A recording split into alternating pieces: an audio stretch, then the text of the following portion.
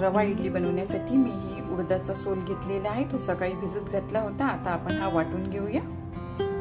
डाळ आपली मस्त वाटून झालेली आहे। आता यामध्ये आपण रवा ऍड करूया।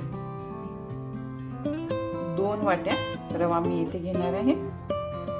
थोडं मीठ घालूया यामध्ये आणि हे सर्व मिक्स करू आणि फर्मेंटेशन साठी आपण रात्रभर ठेवून देऊया। इथे बघू शकता फर्मेंटेशन आपलं मस्त झालेलं आहे। आता आपण यामध्ये थोडा गाजर ऍड करूया, अगदी थोडे ग्रीन पीस, नंतर थोडीशी कोथिंबीर। हे सर्व आपण मिक्स करू आणि याच्या इडल्या लावून देऊया। मी इडली कुकरला लावून घेतलेली आहे। आता 15 मिनिट्स आपण त्या स्टीम करूया।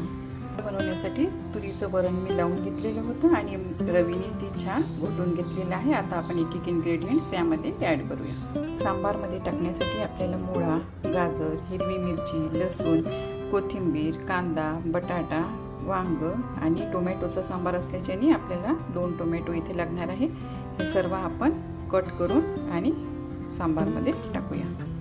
थोडी हळद घालू, लाल तिखट, धनिया पावडर, सांबार मसाला आणि मीठ घालू।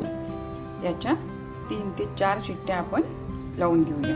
सांबार आपला मस्त शिजलेला आहे। यावर आपण तडका घालूया। तडक्यासाठी तेल घेतलेलं आहे, त्यामध्ये मोहरी घालूया, लाल मिरच्या, थोडासा मेथी दाणा, कढीपत्ता आणि थोडासा हिंग।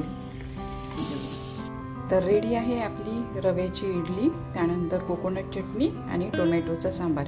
तुम्हाला जर ही माझी रेसिपी आवडली असेल तर नक्की लाईक करा आणि माझ्या चॅनलला सबस्क्राईब करा।